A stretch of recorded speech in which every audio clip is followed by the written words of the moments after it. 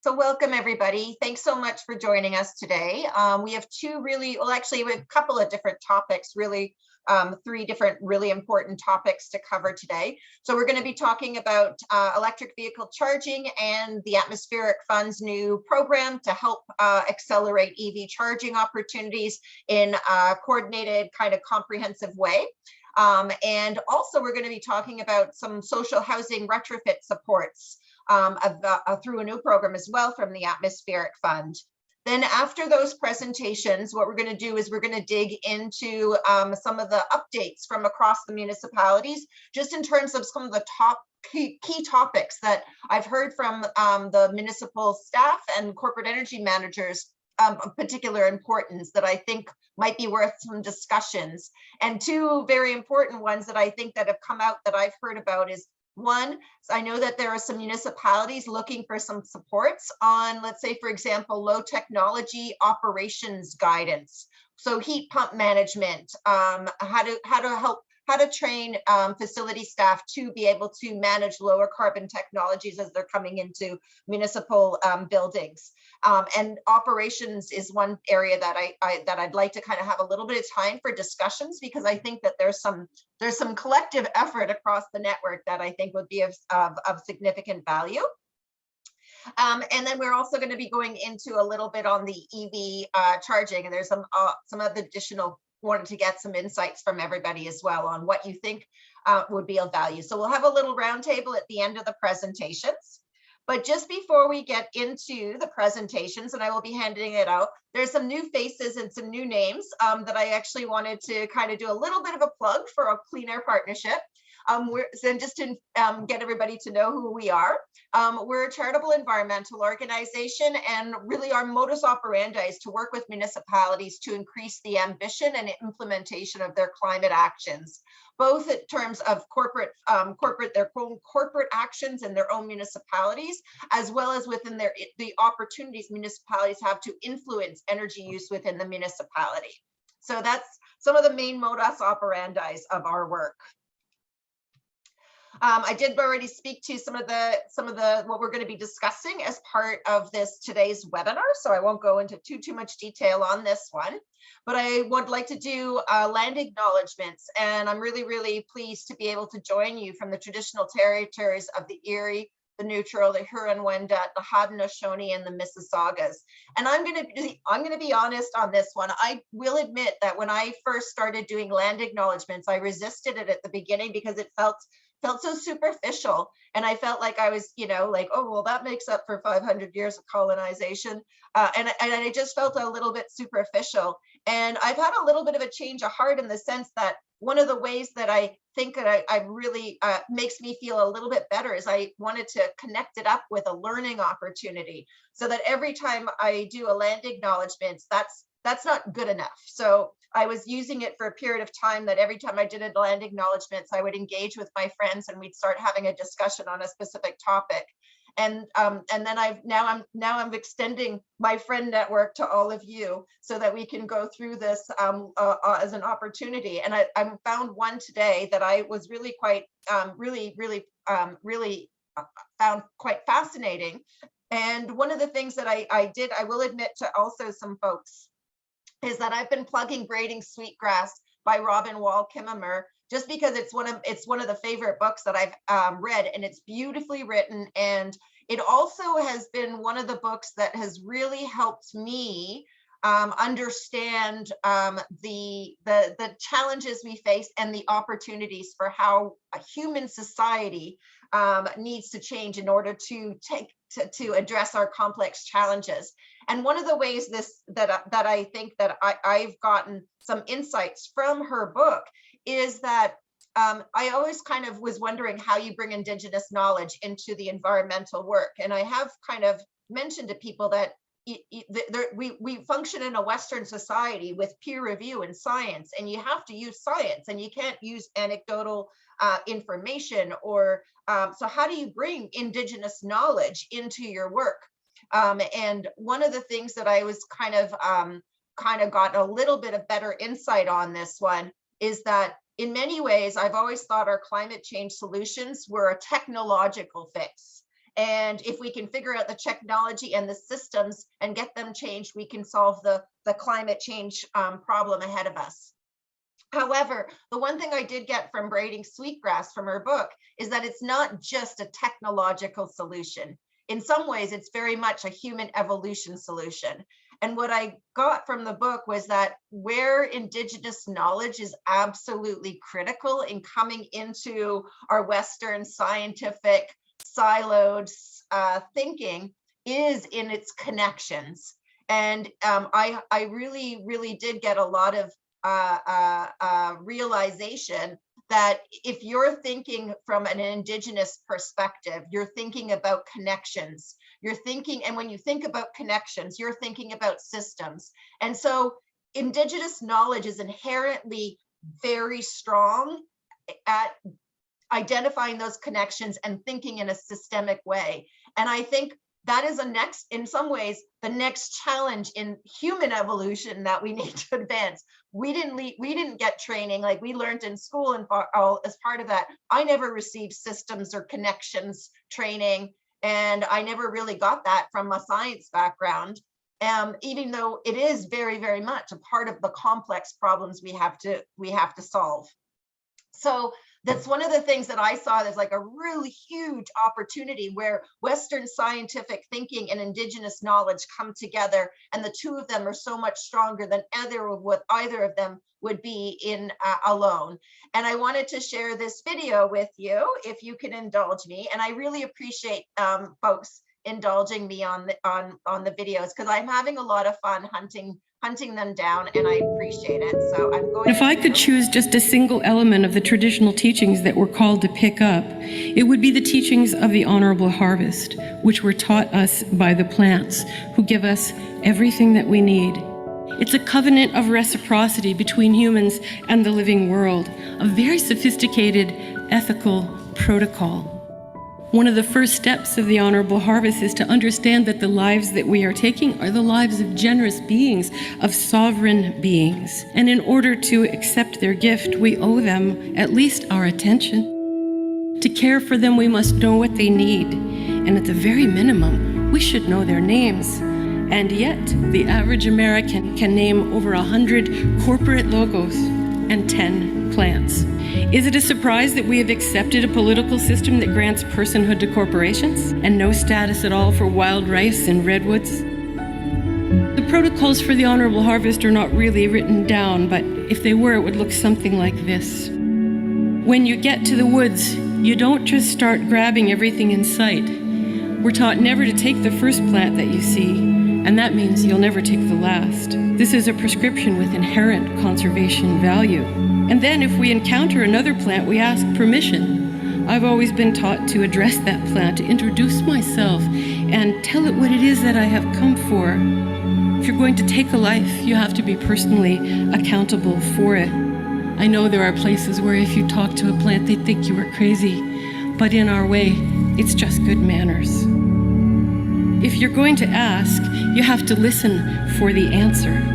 You can listen in different ways, pragmatically, intuitively. Look around, see whether those plants have enough to share. And if the answer is no, you go home. For we remember that they don't belong to us. And taking without permission is also known as stealing. And the Honorable Harvest counsels that we also take in such a way that does the least harm and in a way that benefits the growth of the plant. Use everything that you take. It's disrespectful of the life that's given to waste it. The next tenet of the Honorable Harvest is to share it with others, human and non. The earth has shared generously with us, so we have to model that behavior in return. And a culture of sharing, we know, is a culture of resilience. Plant gatherers often leave a spiritual gift behind, but it can also be a material gift. Weeding, caretaking, spreading seeds, helping those plants to flourish. We give songs, we give ceremony, we give our respect, we give fertilizer. Every breath that you take is a breath that was made for you by plants. on the water that you drink, whether you're in an urban setting, whether you're on a remote mountaintop, we still are recipients of those gifts. And if we take the time to be grateful, that brings us into that state of humility, of understanding that we are not at the top of a biological hierarchy, that in fact we are the younger brothers of creation.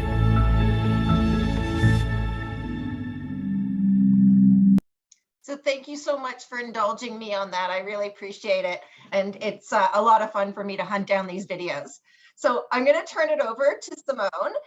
Simone is from the Atmospheric Fund and is going to be speaking about the, sorry, I got to find that video. Give me 1 second now. Sorry. I got it. Okay. Forgot to stop it. So I'm going to turn it over to Simone. Simone, thank you so much for organizing all of this panel discussion and the sharings on this program from the Atmospheric Fund. And you should be able to share your screen if you could just give it a go now. Yes, thank you, Gabby. I will just get that started. And actually, Ian Klesmer also from the Atmospheric Fund is going to start off our presentation, and I'll take it from there. Perfect.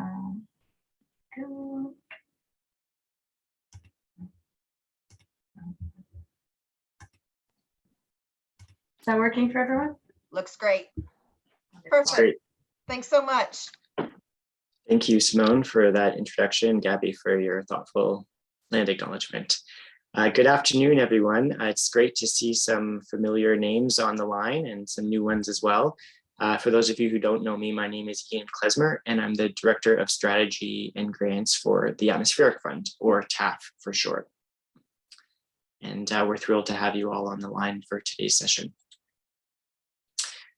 So in terms of a little roadmap of where we're going today, first I'll just introduce you to the presenters and the panelists who will be speaking. Then I'll kick things off by sharing a brief overview of the Atmospheric Fund and the EV Station Fund, which is one of our newest program offerings, and why we're involved in it. Then passing it over to Simone, who will give some more details about the EV Station Fund. Then Simone will facilitate a panel discussion on public charging. We'll open it up to a wider discussion with everyone on the line today. And then we'll have a brief overview of TAF's other new program, the Retrofit Accelerator. So here's who you'll be hearing from today. The Chief Executive Officer of TAF, Julia Langer, will be on the line shortly to give you an overview of the Retrofit Accelerator after our EV discussion. There is me, Ian Klesmer, and my colleague Simone Hachikian, who's managing our EV charging program. And then I'm really excited to have three great panelists as part of our panel discussion. Rija Rasool, the Senior Climate Officer from the town of Oakville, Jade Schofield, the Project Manager of Sustainability and Climate Change at the town of Whitby, and Mark Simmons, the Energy Solutions Supervisor for Toronto Hydro. And the reason we're so happy to have them is because all three of these folks have quite a bit of direct implementation experience with EV charging from the municipal perspective. And we'd love to mine some of their insights and experience for those other municipalities who are interested in taking the first step along their EV journey. So for those of you who aren't familiar with TAF, we're a public agency that's been operating for 30 years. Our mandate is to accelerate the scale up of high impact climate solutions across the Greater Toronto and Hamilton area so that we can reach net zero faster. And we do this through various tools: impact investing, community granting, policy advancement, and designing and delivering our own programs internally. So given TAF's climate mandate, it's likely no surprise that our activities are focused on the areas where there is the largest emissions, buildings and transportation. And in fact, a number of studies have shown that the single most impactful action we can take from a climate perspective in this region is to electrify how people and goods get around. That's why we're focused on accelerating electric vehicles. And of course, one of the biggest barriers to adopting electric vehicles is a lack of convenient and accessible charging infrastructure where it's most needed. So we're thrilled to have launched the EV Station Fund back in January to support the rollout of more charging where it's most needed. We'd love to thank Natural Resources Canada for supporting the EV Station Fund through funding from its Zero Emission Vehicle Infrastructure Program, or ZEVIT for short. And now I'll pass it over to Simone, who will dive into the particulars of our program offering. Great, thanks, Ian. So that brings us to this program that I'm going to talk to you about, the EV Station Fund. So TAF's goal through the EV Station Fund is to install roughly 300 charging stations by the end of 2023 in the GTHA to support our whole region's transition to electric vehicles. Many of you may be seeing this already, but it's really no longer a question as to whether electric vehicles are coming, but when. And we're seeing the proof of this in a variety of ways. More and more models are becoming available in Canada. EVs are slowly reaching price parity with gas-powered vehicles and expected to reach parity by 2025. And additionally, interest in EVs are gathering even more momentum with fuel prices near record highs lately. In fact, a new poll from KPMG found that the soaring gas prices and vulnerability in the oil supply have convinced 61% of Canadians that it's time to buy an EV. And 51% are even saying they will never buy a gas-powered vehicle again. So all of this to say, a huge wave of EVs is coming, and this is something that municipalities also need to stay ahead of. So we know that EV drivers overwhelmingly prefer to be able to charge at home. But 46% of Ontario residents don't live in single-family homes, and even many who do don't have a driveway or a garage that they can charge their vehicle in. So to accelerate EV uptake, we're aiming to increase charging availability in multifamily buildings and also other public areas where people live, work, and play. And within these underserved areas, we're prioritizing charging availability in neighborhoods with a below average number of charging stations per person. So this map that we have here represents the GTHA, all of which is eligible for funding through our program. And the pins here highlight those municipalities which have below average number of EV charging stations per capita compared to the rest of the GTHA. So if you see your municipality pinned, we'd particularly love to hear from you. So to accomplish our goal, this is the offering of the program. We're offering rebates of up to 50% for the total cost of the EV charging installation for qualifying projects. And that's broken down based on the type of charging you're installing. So it's $5,000 per level 2 charging station, goes up from there to $15,000 for DC fast charging stations, at $50,000 for DC fast charging stations over 50 kilowatts. You can spread this funding over any number of sites, up to a maximum of $100,000 per organization.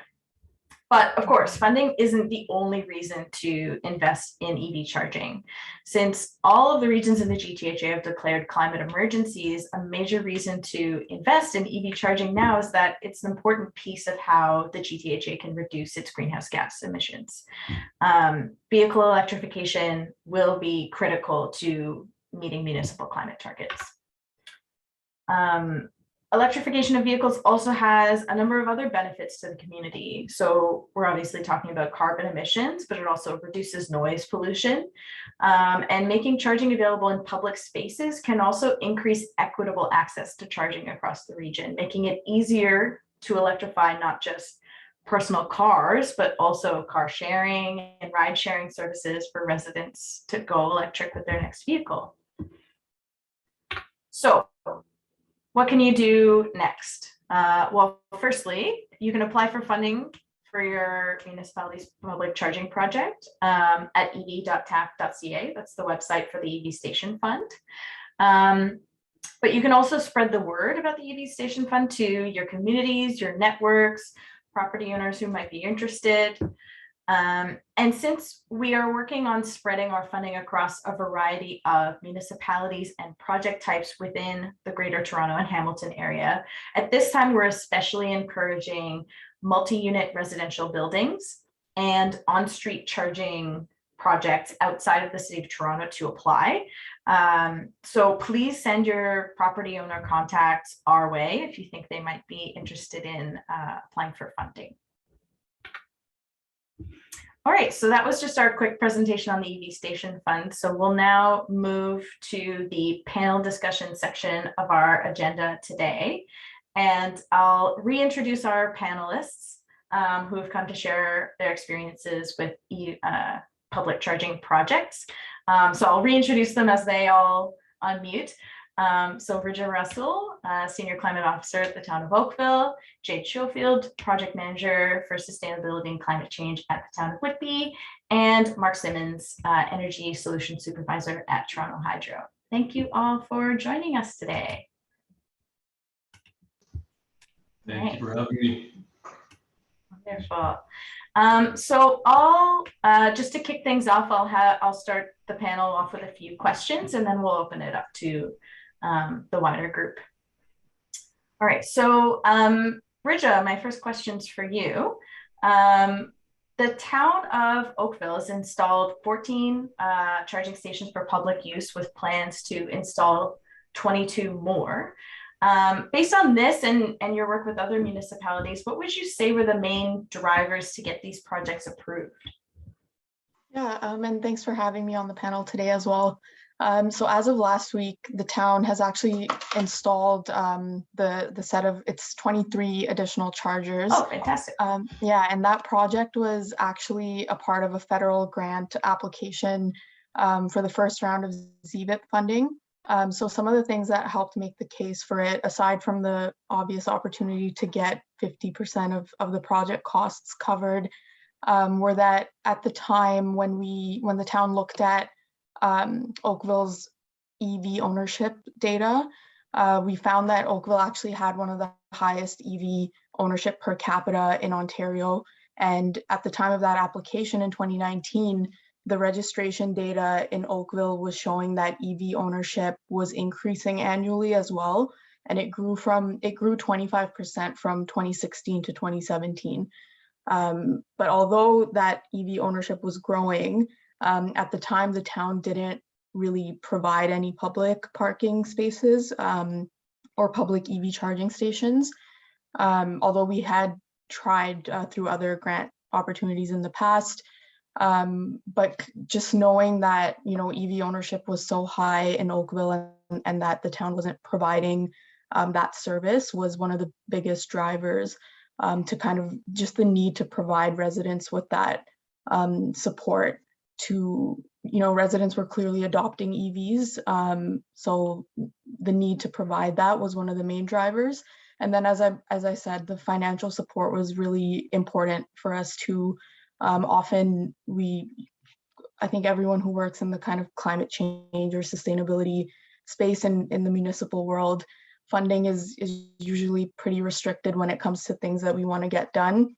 So any opportunity to have grant support really helps. And then the last thing I would say is just alignment with multiple divisions. So not just climate change, but transportation, facilities, showing that, we're aligning with multiple objectives across the town was really important in driving it forward too. Fantastic, thank you. Yeah, that's really interesting and encouraging to see that so many residents in Oakville are taking up EVs. And I imagine that even if we're not seeing that in some of the other regional municipalities yet, it's likely around the corner. We've been hearing that our partners that are installing charging stations have a lot of business lately. So Jade, would you add anything to that from the town of Whitby's perspective in terms of drivers to get these kind of projects approved? Yeah, I think much of Whitby's experience aligns with Oakville's in the sense that, the funding opportunity has been made available, so jump on it while it's available. But some of the other opportunities I think that presented to us is we've installed 20 charging stations across our municipality. And we also have plans to install approximately 20 more in the upcoming year and a half. And it isn't just to support residents, it also supports our fleet as we transition to electric. And I think that's a critical driver as well, is that you can't electrify your fleet without having the charging infrastructure to support it, but you don't want to buy the charging infrastructure if you're not going to be using it. So it was definitely a great opportunity to get that project going. And then it's also an opportunity for your employees as well, in terms of attracting talent to your organization, is making sure that you're providing those amenities, but also demonstrating leadership. You know, we have projects like our green standards where we're asking the private community to install EV chargers, and we need to be leading with what we are asking. So having stations on municipal property is really important from that perspective as well. That's great. Yeah, showing municipal leadership is a great point, but also looking for opportunities for co-benefits and multiple use cases from the same project is a great way to get started as well. That's fantastic. So Jade, actually, my second question is for you as well. When you and I talked about the town of Whitby's projects, you told me that the town has had to develop several resources and policies to support not only the actual installation of the charging stations, but also the ongoing management of them. And that included a design standard, a user policy, bylaw amendments, and a fee structure. What do you see as the must-haves, like the most important pieces that municipalities should include in their own policies and resources to ensure a successful rollout? Yeah, thanks, Simone. Absolutely. So lessons learned from overseeing the installation of the stations is it's not a case of just buying this equipment, installing it, and walking away. This is a new service level that you are introducing to the community. So that requires a lot of collaboration across the organization. We needed to update our traffic bylaw to ensure that if those parked in those spaces inappropriately, we had the authority to ticket them. So that was one of the main pieces. We also needed to integrate it into the stations into our asset management process. So understanding when they need to be replaced, cost of operation, cost of maintenance, and things like the cost of the software, cost of financial transactions, all of that needed to be modeled out for the entire lifespan of the station. So we created an internal management policy to help with the identification of roles and responsibilities from that perspective. And then from the fees bylaw, once we had an understanding of what these stations take to manage, because they are not free to manage, they do consume energy, and that energy is tied to the buildings, and then you've got to build it into budgets and all that great stuff.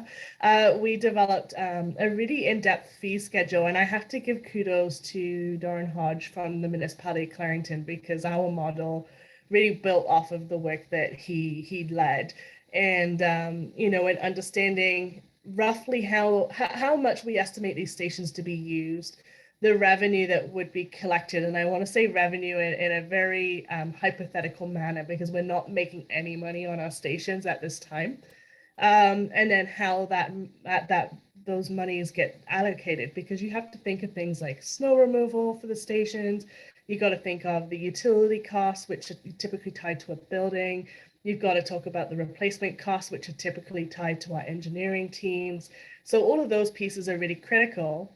And that's just to get the first lot going. The next step to think about is consistency. So as you start to expand your stations, making sure that if you go from a community center to your town hall, like the residents know and understand how to use those stations. So that design standard after your first round of install is really critical to ensure that there's consistency across your facilities, but also you're taking into account things like accessibility or your engineering requirements around sidewalks, for example, and signage and all those great things. So quite a lot to consider. It's not as simple as just buying the equipment and installing it when you're dealing with municipal property. That's great, thank you. And Rija, would you add anything to that? Yeah, I think Jade covered most of it. The only thing I would add is kind of the importance of signage as like a public education or awareness tool that not only helps with enforcement, but just to kind of help with the promotion and education component of why the town or municipality is doing this, and just the fact that they now exist. And then one other thing I wanted to mention too was Jade talked about kind of integrating with other municipal processes and systems. And that was really important for Oakville as well when we were talking about the kind of rates and fees structure. Staff had identified EV chargers that could very easily integrate with the town's existing parking ticket systems, just for efficient reporting, management, and enforcement. So that integrated system helped ensure that users were only paying one fee as opposed to a separate one for charging and then one for parking. Great, good point. Thanks so much. And Mark, of course, collaboration with the local utility is obviously a critical part of these types of projects as well. We found that uncertainty around electrical capacity was a common theme in the conversations that TAP had with our with GTHA municipalities who are considering EV charging installations. So could you tell us a bit about what Toronto Hydro is doing to ensure adequate electrical capacity, both for the current on-street EV charging pilot, but also in anticipation of a larger scale public charging rollout by the city in coming years? For sure. So I'll start at the small scale. Like for the on-street EV stations that we've installed 17 stations across 9 different locations in the city of Toronto. These are not unlike any other load that we would contemplate. So like customers come to us frequently, and this is the case in many municipalities. There's a lot of development happening, condos come up, they have a need for power. They come to the utility and say, please provide this load. We provide an offer to connect. So this is very similar to that process. And typically there is available capacity in the locations that are needed. On occasion, there are some expansion considerations to be made, like there may be a nearby transformer that is near capacity that needs to be upgraded in order to accommodate the EV station. But those are the kinds of punches that the utility rolls with all the time. So at sort of a small scale level, there are no real concerns. I've heard it too, like anxieties from other utilities when you think about the large scale deployment, and we've given consideration to that as well. When you think about the utility and how it's structured, there's sort of some larger upscale investments, like large transformer stations that trickle into like smaller parts of the distribution system plant, all the way down to the feeder level and the point of connection. So the larger upstream investments are the really big ones, and those would be the ones that you'd want to think about first. Just make sure that once EVs have proliferated, they exist everywhere across the system, that those big investments that take a really long time to upgrade are available and have the capacity to accommodate it. In Toronto's case, we're good there. Once you start getting down into the sort of the end of the stream at a feeder level, close to where the point of connection is, that's when it really depends on where the connection is being made. And the utility will have to roll with the punches there to upgrade where required. But really the utilities have to ask themselves, at the upstream, the really big stuff that takes a long time and a lot of money to upgrade, are we good there? Are we capable of handling this massive shift in load as people adopt EVs, but also as people adopt heat pumps and other kinds of fuel switching technologies that just impose more need on the grid. So we do think about those things. All of our compatriots across the country are thinking about those things and making sure that the grid is in a good place to accommodate EVs, because we all see it coming. Absolutely. That's a great teaser on heat pumps. I'm sure Julia will come back to that in the retrofit accelerator at the end.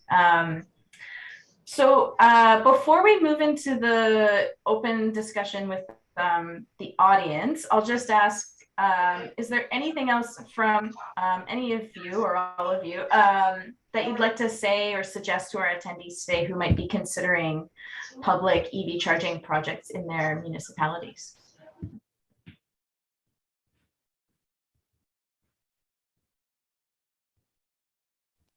I just want to maybe perhaps emphasize how great this opportunity, the fund that TAF is delivering, to the community. And an example of how the town of Whitby is promoting it is through its green development standards. So every development application we've received in the last couple of months, we've contacted the developers for any of the multi-residential to advise them that there's funding opportunities available.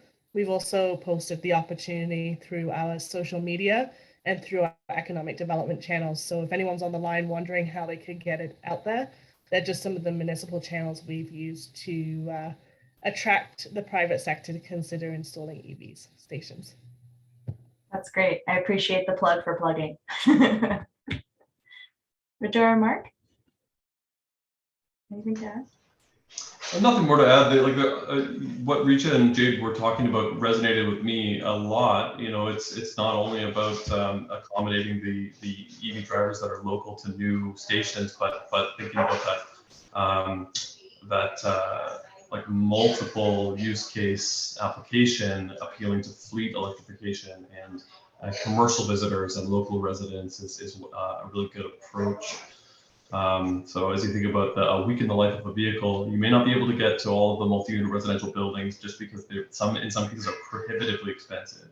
You can think of other opportunities like in a grocery store parking lot to provide an outlet for EV drivers who live in multi-unit residential buildings, and that may be sort of their first line of defense for refueling an EV and what their primary solution becomes. So that kind of week in the life of an EV is a good consideration to give as you think about accommodating all the needs of the community.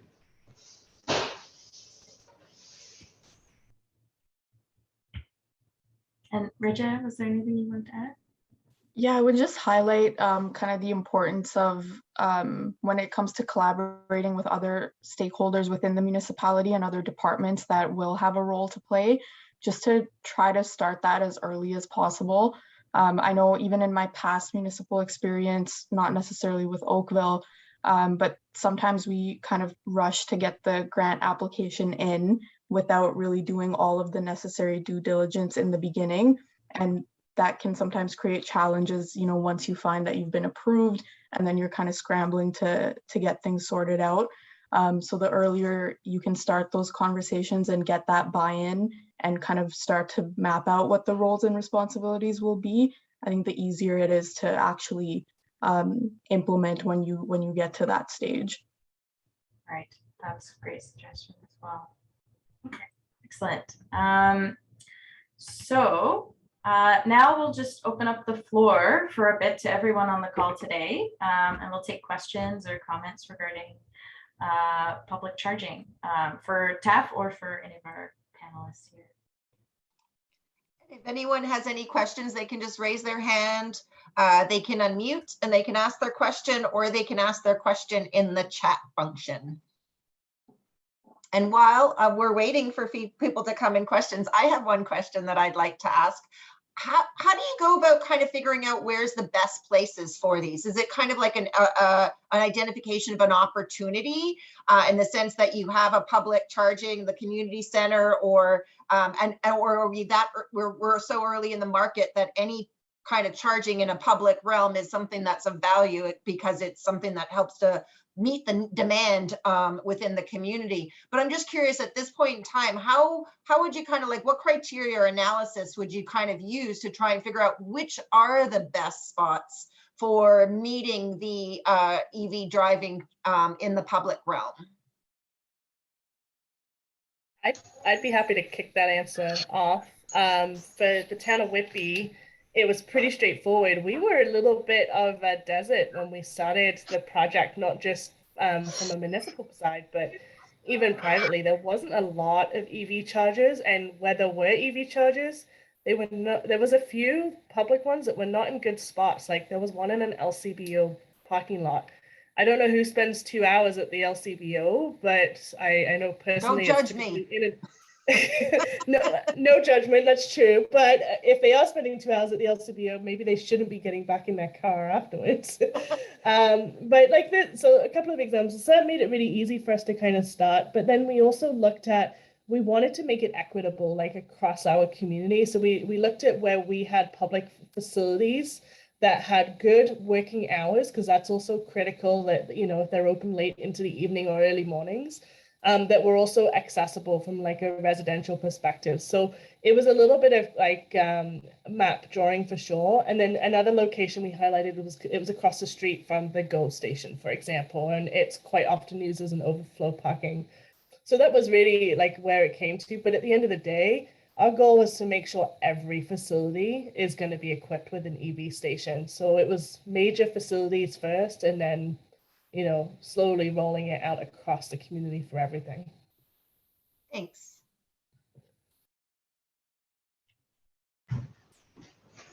I can also provide a bit of insight from Toronto Hydro's perspective on that same question, Gabby.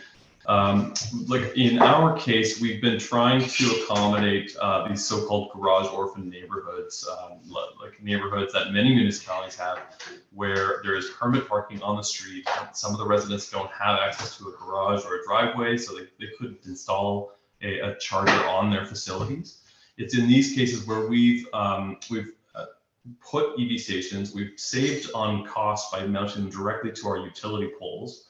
And that's sort of been how we try to encourage adoption in those otherwise unserved neighborhoods. And it's been like a very good cost saving to put it on the pole, because you can save on a lot of civil infrastructure if you don't have to build a sort of a concrete pedestal base for a pedestal station. And they are very visible to people who live in the neighborhood and think, wow, this amenity is right here. That might be the tipping point I need to take the plunge and adopt EVs. Yeah. And out of curiosity, where did you find the data for identifying which parts of the community are more likely to have garage orphans?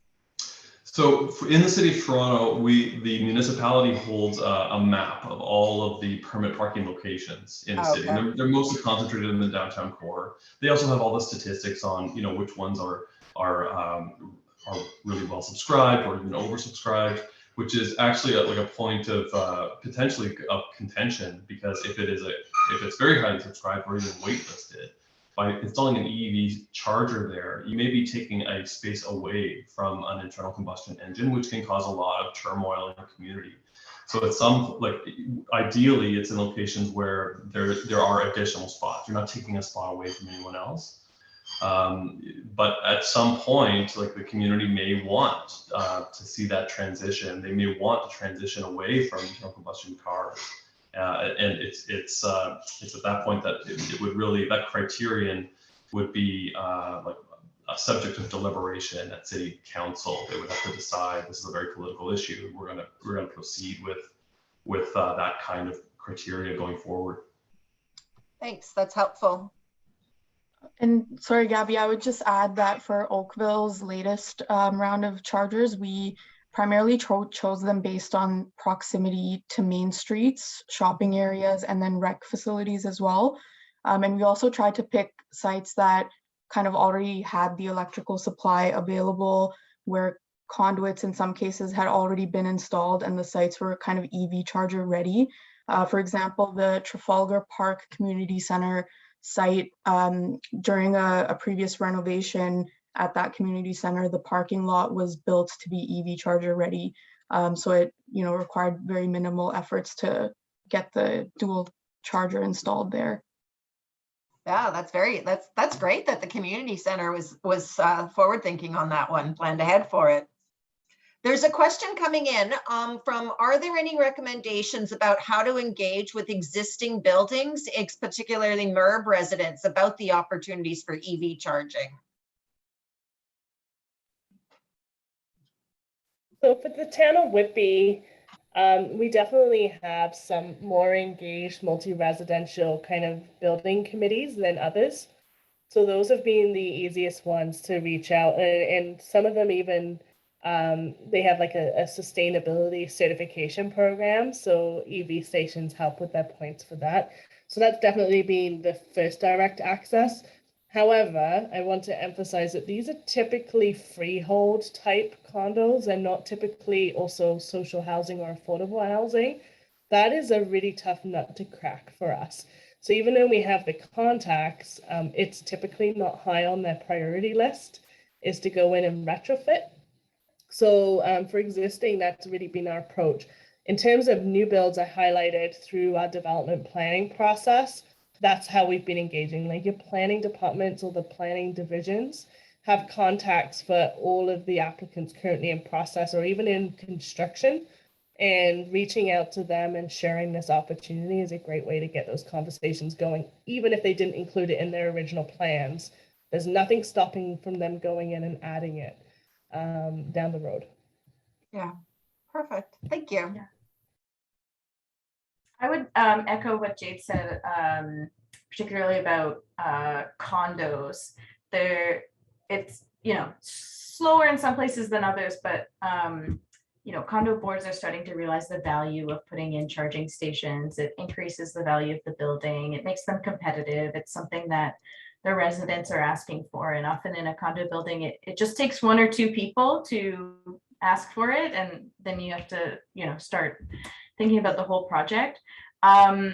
With the rental buildings, a suggestion I might offer is kind of what we talked about earlier in the panel discussion about finding opportunities for multi-use case installations. So if you have fleet vehicles that could potentially use the same charging stations, or people who work at the management office or something like that, that could be a great way to justify, the pilot or the first charging station, because you'll have more people using it. Sounds good. And I will put a little, if I can put a little plug in there. Thanks from funding from TAF. We just completed an electric vehicle costing study that compared to better understand the ways or the energy sharing that can take place to reduce the capital investment on getting new buildings EV ready. We know that it's only addressing new buildings at this point in time, but the goal on this one is that by making new buildings EV ready, you would save on future retrofit costs, never mind the hassle and inconvenience of managing retrofits, particularly in the MERB sector, which is a significant issue because the MERB sector is being disadvantaged in terms of EV readiness in comparison to the single family housing stock. So those are some of the areas, and that does pose another equity issue with regards to electric vehicles. So I'm just going to put the plug in there for it. I put the link in the chat where that video can be recorded, where you can access the recording of that webinar and the studies. And we're just finalizing up as well an EV ready requirements guide for municipalities, which summarizes up the consultations that we've had with utilities, developers, and municipalities on municipal opportunities to advance EV readiness, in particular within the new building sector. So just gonna I just put a plug in for that one. Are there any other questions from the audience before we move on to Julia's presentation? Gabby, if I could just provide just one little additional resource too for anyone exploring the installation of EV chargers in a public setting. Just one word of caution is we currently don't have, one of the things we use as kind of boilerplate language and tenders and specifications is AODA compliant. The province of Ontario doesn't currently have a standard for accessible EV charging stations. And this isn't just the station itself, it's the design of the parking stool, the stenciling, the signage, and everything. And one way we got around this is we've been relying very much on the California Plug-in Electric Vehicle Collaborative. So for those of you who, like me, work in the field of climate change and sustainability and have had to put on some new construction hats to manage these projects and learn lots of things about sidewalks and concrete and slopes, there is a guide that you can add to your tender documents to ensure compliance. It's a major issue with suppliers in Ontario not knowing how to navigate accessibility for these EV stations. And this is a really nice way to paint it out. It talks about slopes to the stations, how you paint the lines. And this doesn't make it an accessible parking space. It just makes it accessible from the user of an EV station. Even down to we have a lot of challenges where there's a lot of EV station suppliers in Ontario now. Some are better than others, but many don't even meet some really basic accessibility needs, like even from the height of the station, the lights on them, the trigger clips that you use to plug the vehicles in. Like, and these are all things that are really in the weeds. And when you're managing a big project on a grant timeline can get really challenging. I found this resource really quite helpful, and it actually really helped us when we had challenges with our vendor as well, trying to push back on some of these standards. So that's super helpful. Thank you so much for putting that in, and I'll make it as part of the proceedings from this webinar as well. Any other additional questions? It's your last chance to go. And actually, it's not. You can there's contact information. I will put Simone's email in the proceedings as well, so that you can get in touch with her should you have any questions. Thanks, Gabby. And I just want to say thanks to our panelists for joining today as well. This is great. Perfect. Thanks so much, you guys. So Thank you. If you could just stop sharing, Simone, if that's Yes. okay. Yeah. And I'm just gonna see, did I make Julia, did I make her co-host so she can share a screen? Nope, I'm doing that now. So Julia, you should be able to share your screen. Great. Thank you, Gabby, for making this opportunity. I won't be very long because the objective today for me was really to introduce, well, first myself. I'm Julia Langer. I'm the CEO of the Atmospheric Fund. And so you've heard from Simone, so I'm not going to have to introduce TAF. We've probably met many of you already, but to introduce the Retrofit Accelerator for multi-unit residential buildings that TAF has developed and launched about a year ago and is in full swing right now. And to get your perspectives and advice and contacts and introductions, whatever it takes, to the municipal housing sector, because that is a constituency and community of building owners and operators that we have worked with, and I'll give you some examples of what and how, and we're looking to expand our services in that space. So I'll just do a quick intro and so share that.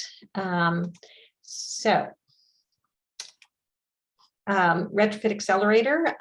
This is focused on Greater Toronto Hamilton area, as all our programs are now. So I'll skip about TAF and really focus in on the buildings. As you know, from the inventories that we've done and that you've all done, that over half the emissions because of gas and electricity use, over half are associated with buildings. And to get the kind of scale to achieve our emission reduction targets, we need to reduce those emissions by at least 70% by 2050. So what that kind of implicates is a kind of pacing of retrofits, of deep retrofits, in the order, just in the MERB sector. Doesn't mean, this is really just MERBs that I'm talking about now. We have similar targets in single family and ICI, but in the MERB sector, that's 31,000 units per year. And we're nowhere near that, nowhere near at all. So we need to really accelerate the pace and scale. And we know it's valuable from an environmental perspective, but there are so many other benefits. And it's a challenging business case sometimes. I mean, it is the cheapest and the fastest way to do it, but it doesn't mean that it's the easiest. But it's worth it because of our climate objectives, but also we have health benefits, we have job creation, we have reducing maintenance cost. These are all well documented, but not always integrated to the business case. And it's something that through our Retrofit Accelerator, we are deeply committed to achieving, not just the carbon reductions, but the co-benefits as well.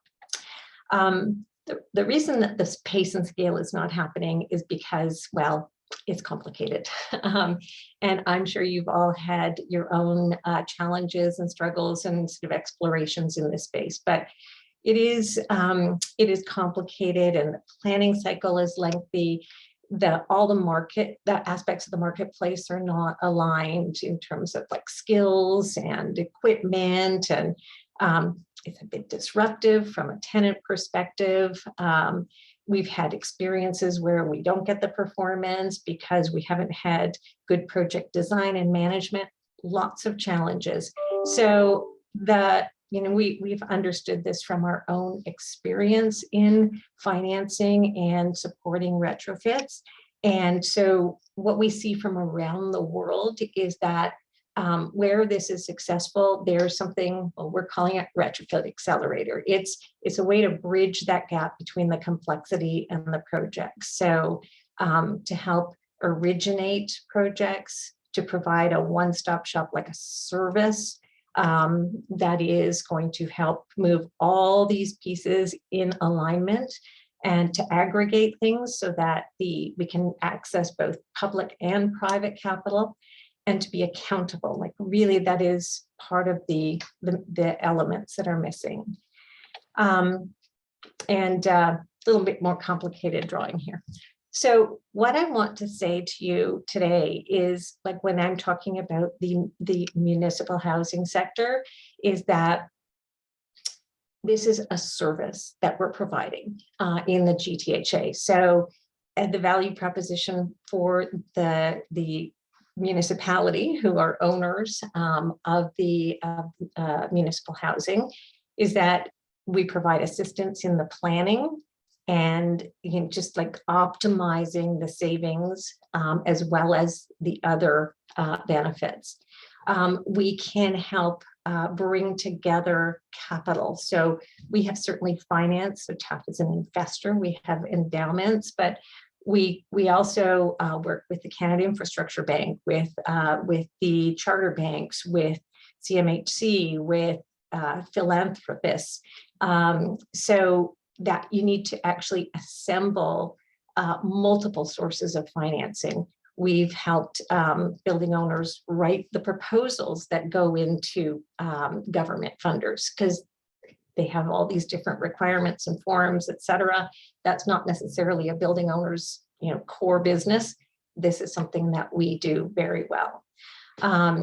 We do project management. We do procurement if that's necessary.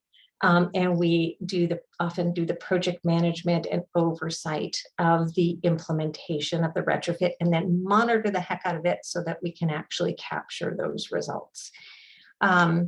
And we have, so it's really just, this is just kind of one thing I do want to also say about the work that we do is that through this Retrofit Accelerator, we realize that what we can do through aggregation is do some cost compression. And because it's per unit, still too expensive.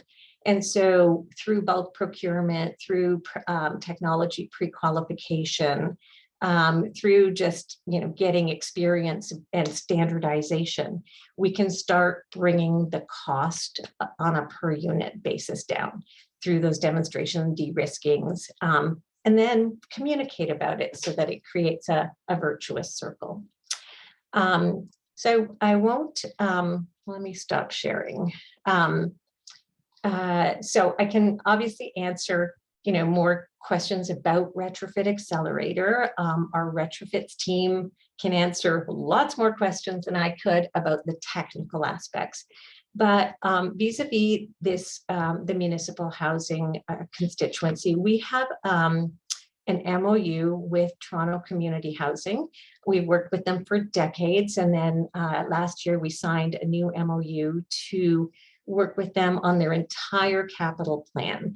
And that means optimizing, what is the pace and scale for their retrofits, and actually optimizing the carbon reduction results, because they have targets set by CMHC, which mean that if they don't achieve them, some of that money is turns into a loan rather than a grant. So there's a lot of financial incentive to do this. We've also established a relationship with Durham Community Housing. So that's in place, and really strong set of projects going forward there. So I've been looking at, where, the Peel, Halton, York Region, and Hamilton community housing organizations, what the building stock is, what the opportunities for collaboration are. And so I really do just want to make those connections, and very interested in your experiences working with that sector, what you think they need. It's certainly, those emissions are certainly part of your municipal emission profile. But also such strong benefit for the community as well as the emission reduction plan. Thanks so much, Julia. So one of the questions just coming in on this one is, this service, is it only available to the GTHA, or is it outside of the GTHA also possible? Well, most of our work is in the GTHA because, well, we're here. But we have a sister organization in Ottawa. So we're talking to them about, so the new Ottawa Climate Action Fund, and we're talking to them about how we could support them. We're also supporting our sister organization in Montreal to get a retrofit accelerator up and running. We feel that there should be retrofit accelerators for other sectors, for instance, the warehousing sector, or we've talked to Canada Green Building Council about the ICI sector, because that's the space they mostly operate in. And oh my goodness, it's so desperately needed in the single family residential sector. Yeah, most of our work really is in GTHA, or not too far from there. And then this is mainly for the municipal social affordable housing. Would it also apply to, let's just say, for example, the nonprofits or the other entities managing affordable housing? Absolutely. Like we have a Retrofit Accelerator has provided service, and it is a free service. Sometimes we work out, just on a cost recovery basis if that's needed. Sometimes we have grants for it. So, it's mostly a service focused thing. We're not a for-profit, but we've supported condos, apartments, other social housing, and the municipal housing. The thing that's what we're looking for right now is portfolios. So if there are some large housing social housing portfolio owners, like a Wood Green, or some of the other bigger ones, it's just a lot easier for us to do that on a multi-building basis. And then the Retrofit Accelerator would also play that role of aggregator, let's just say for private capital or for Canadian infrastructure, which often wants like bigger projects. Is that correct? Yeah, we can certainly do that. Now, obviously, that depends on whether the portfolio owners wish to have their projects aggregated. So you could see a moment where you would say, look, there's now 30 buildings where we've done retrofits, and we've got a bank or a pension fund who would like to own that in their portfolio. Is everybody agreeable to have the financing held by that one entity? So that securitization is possible. We haven't done that. Okay. And then one other question was relating to the being agnostic, like looking at it from an objective, helping the housing providers look at it from different perspectives, and that's something that the Retrofit Accelerator provides as well, correct? So I'll just tell you the key things that we do. One, we do origination, like this, where we do reach out to bring as many projects forward. Secondly, we do the planning. So we take an integrated project design approach, where it's not sort of a separate design build. We sort of bring all the stakeholders together, including the owners, the engineers who are going to do the retrofit, the tenants, the, other stakeholder, the maintenance people, because you get a better project and you optimize for multiple objectives if you do it that way. Depending on what's needed, we can do other implementation, like in the implementation range. So with Toronto Community Housing, for instance, we do the procurement. So we do go out to bid on the design build, and then secure those services, both the planning and the implementation. We've provided project management. So we'll be even on site to say, percent completion, look at all the invoicing, just keep track of it that way. And then we've done a lot of monitoring, and we've gotten some very good separate like grant support for monitoring, because you need the information to then go on to the next project and get better at that. And we also have some external support for things like pre-qualification of products and services. So, that those can be more easily implemented. So it really is based on project need, but it certainly involves the planning. And then, as I mentioned, we do help assemble financing. So usually municipalities can get money cheaper than TAFs, although we do have a performance contract, which is like not your money, which is, in that sense, even better. But, so it really depends. Like we've gone out to get grants for projects. So it really depends what's needed, but those are the core services. All right, perfect. Thank you. Do you know of any other programs like that? I'm thinking I'm just going to say Shannon on that one. I don't know of any programs that such as this that serve the Georgian Bay or Simcoe Muskoka area. But I think one of the goals on this one is that getting the retrofit accelerator happening will actually make it so that it can scale up across the province as a whole. So fingers crossed for that one. Fingers crossed for that one. Yeah, no, and so my question is, I mean, I've done a little scan of the various municipal housing operators. We have had conversations in the past with Hamilton City Housing. What do, number one, who are the right people to talk to? Like, is it at the technical level or the board, which is usually councillors and mayors, or all of the above? And what are they most struggling with now, and how can we most help? Because that is really a key objective for us in the year and ahead. And I will admit, a number of the folks on the call today wouldn't be the ones who are managing the social housing portfolio. They would be the ones kind of more managing the corporate facilities as well as the climate actions for the municipalities. But I would kind of throw it back to them.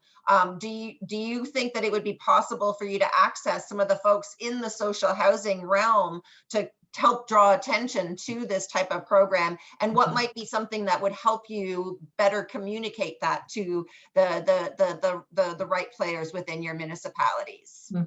Yeah, well, I at Gabby's behest, maybe I'll or with support, I'll reach out to the participants and ask for an introduction. I mean, that might be the easiest way to do this, because it does dovetail with your corporate carbon reduction plans, because these buildings are part of your corporate emissions profile. And they're usually, like they've got so many priorities. I mean, this is partially why we're working with TCHC and with Durham Housing, is that they've got so many priorities at like accessibility and tenant issues, and and part of the thing is that often opportunities get missed because the approach is just replace like with like. The furnace is going to go, the boiler's going to go, just like get another 4 boilers, put them in. And sometimes that's not the way to go, but we have to get ahead of these things. Absolutely. Adam, take it away. Hey, yeah, great presentation, and really happy to see that you have this retrofit accelerator program in place, and you called it. The people working on these portfolios are they're busy, and there's a lot going on. and they are a substantial piece of the region's corporate inventory. I know that, with 7,000 units.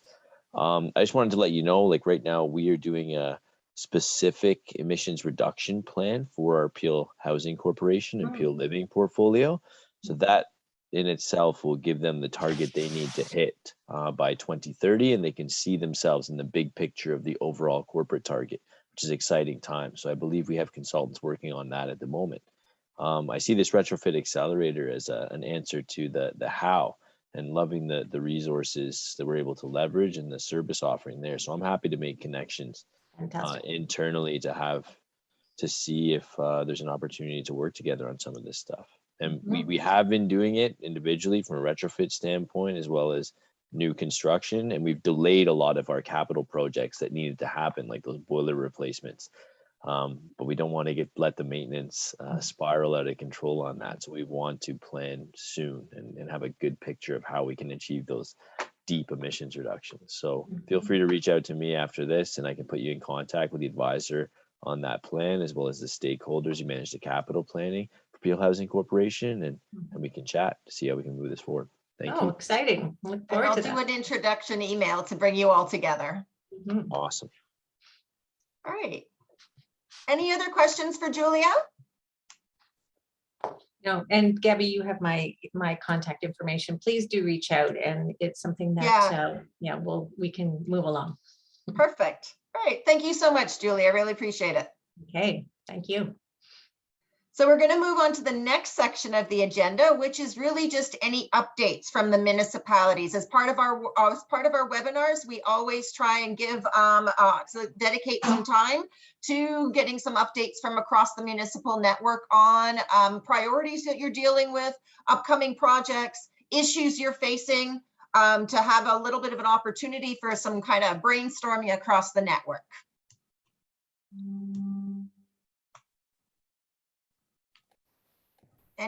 Take it away, Jay. Thanks, Gabby. Whitby has a couple of things to update. Going to council tonight is a feasibility study for a geo-exchange district energy system for a commercial and industrial neighborhood. So it's a fairly substantial district energy system. It'll be Whitby's first. It's also zero carbon. It's going to actually reduce greenhouse gas emissions in an entire neighborhood by approximately 96%. And it would also be connected to what we are in the process of developing or designing is the Whitby Sports Complex, which will be the first municipal zero carbon and LEED certified building that has an ice pad and a swimming pool. So pretty excited for that. If anyone wants any information on how we did all the feasibility work, happy to share that. The next big piece we're tackling is obviously we've got our climate change master plan. The phase 1 is adaptation, and that's going to council in June. And then phase 2 mitigation is going in January of 2023. We are looking at a carbon budget approach for the community now. We have a carbon budget for the corporate side of things. So pretty excited to be working on that. And I say one of the big things that I'm trying to wrap my head around right now is around all of this planning legislation that's coming out around the Affordability Task Force, and now this new homes legislation. Is that what it's called? New Homes Act, and what that means for us as it relates to green development standards. Also really trying to ensure that our development aligned with our climate change goals, which we are obviously a little bit concerned that it may not. So any suggestions or comments or approaches that municipalities are taking around that, I'd love for some feedback. Absolutely. And if there is any other municipalities that are doing some analysis of the new housing bill that has just been released, if you can kind of keep us all in the loop, we can do a little bit of a sharing and have a little bit of a discussion moving forward, because I think that would be really helpful for us to put all our brains together on that one. Thank you so much for those updates, Jade, and exciting. Are there any other updates from other municipal folks?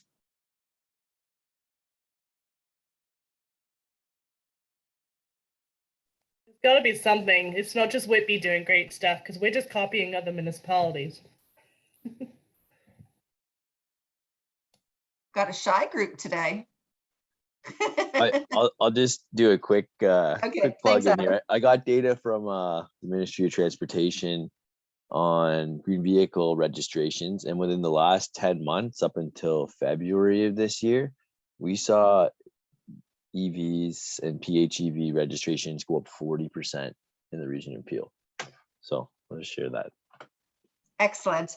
And I'm still waiting for it. I admit I'm still waiting for this data, but what we are doing an aggregated data transfer from the MTO, just working on the agreement, but we're hoping to be able to do analysis of EV and plug-in hybrid EV uptake for the last 5 years, and then doing this on an ongoing basis and being able to share that data with municipalities so that they can track EV and plug-in hybrid EV uptake over time within their communities. In addition, we have also received some requests from municipalities on how to determine where you place public chargers and what's the criteria that you should use. And that's one of the reasons why I was asking that question. So we're going to be having an upcoming webinar on that one. We're going to be hearing from Nanaimo that has done some work on that analysis of kind of mapping out their public EV charging network and how they're approaching it, both from the role the municipality is playing, as well as the role the public sector is playing on that one. Private sector is playing in that as well in terms of installation of chargers.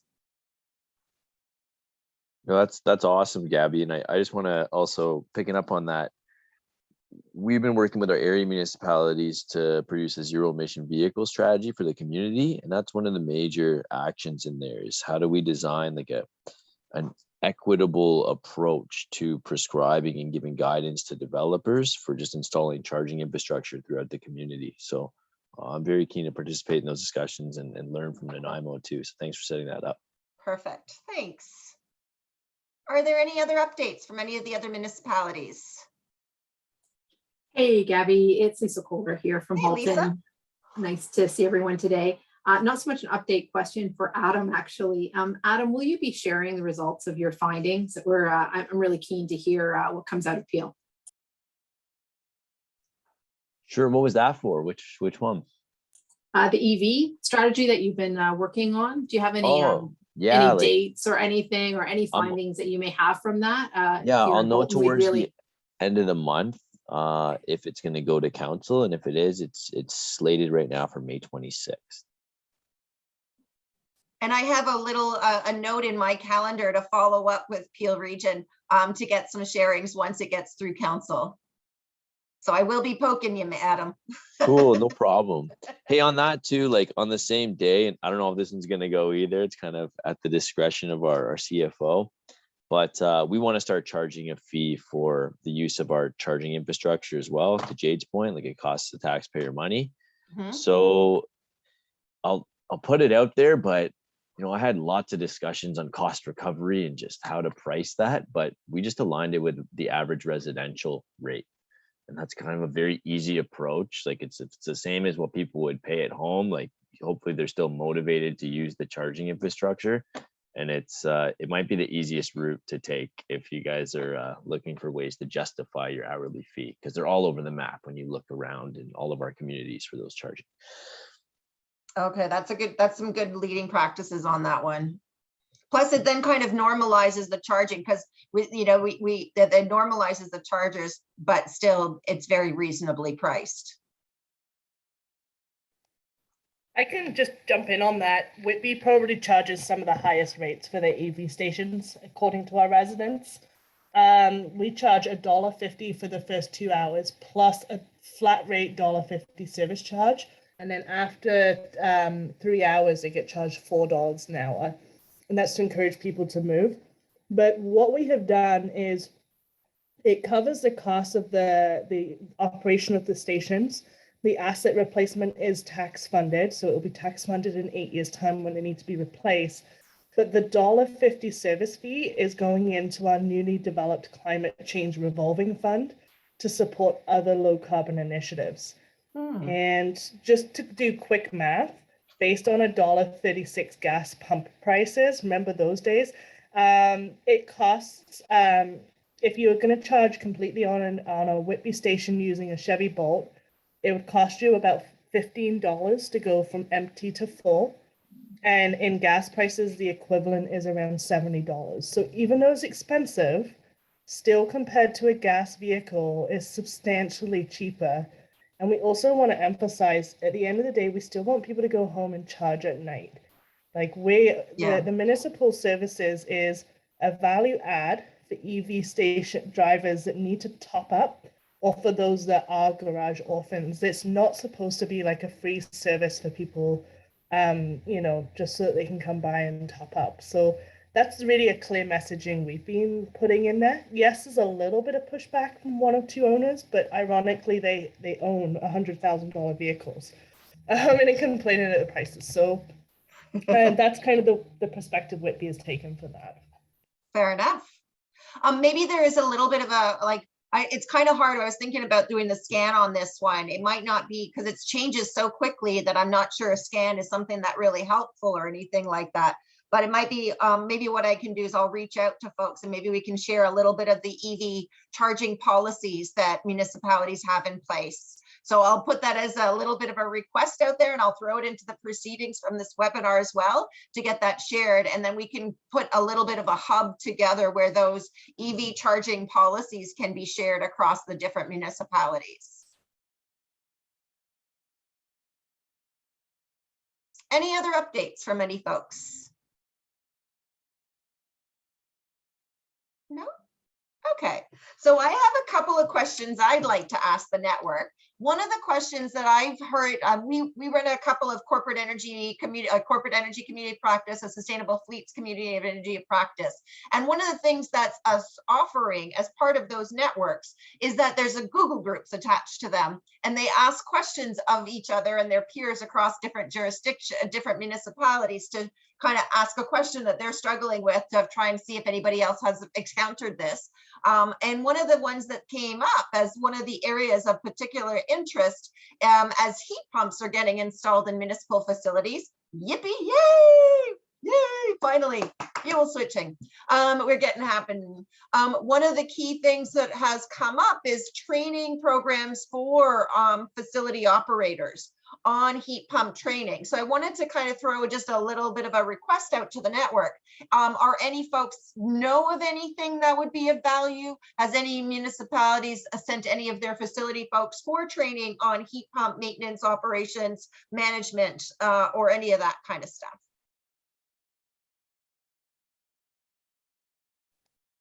Gabby, typically we embed, for projects like this, we would embed training into the tender as part of the installation, because I think the challenge is when it comes to like specific technology training is it's really going to depend on the make and model in which you're going with.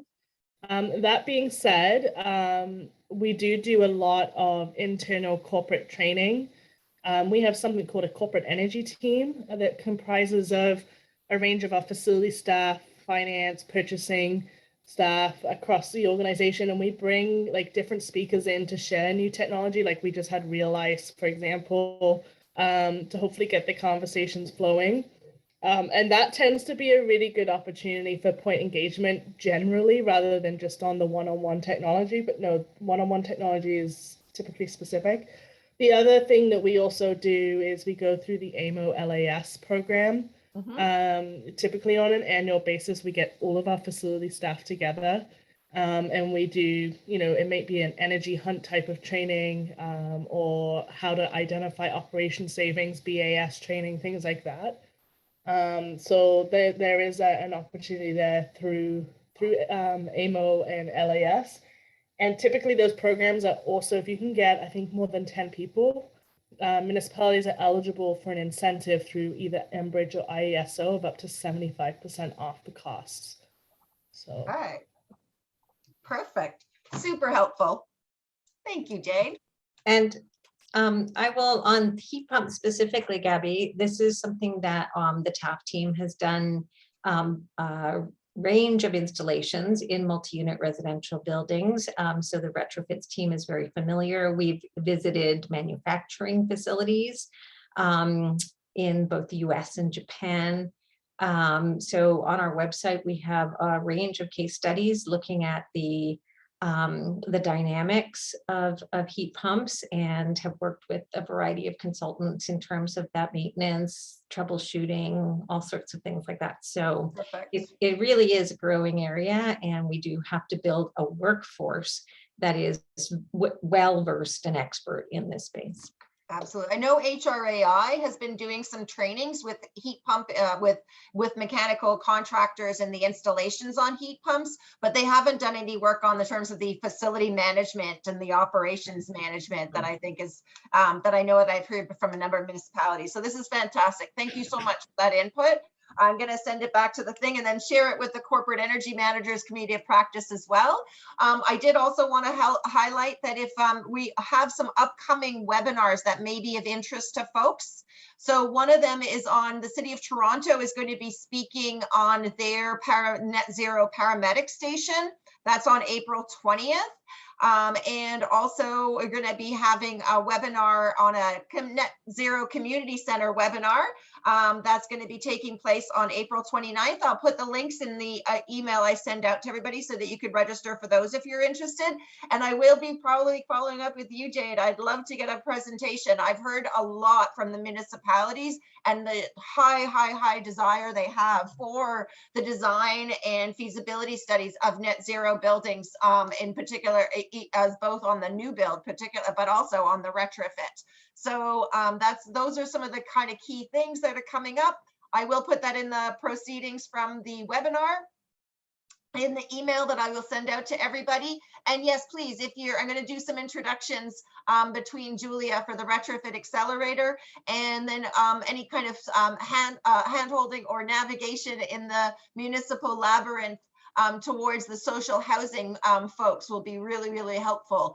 It's a great program. It's fantastic. And Lord knows the social housing sector needs a lot of help to be the climate champions that we know they can and must be. So thanks to everyone, all the panelists. Thank you very much to Jade and to Regia and to Simone and to Ian and to Julia and to, I'm like Mark. Yes, it was Mark. I was going back in my brain. I forgot one. And thanks to everybody for joining in this webinar. I will be sending an email out with the recording and the presentations and contact information and upcoming webinar. Thanks everyone, and hope you all have a great day. Thanks, Gabby. Thanks. See you later.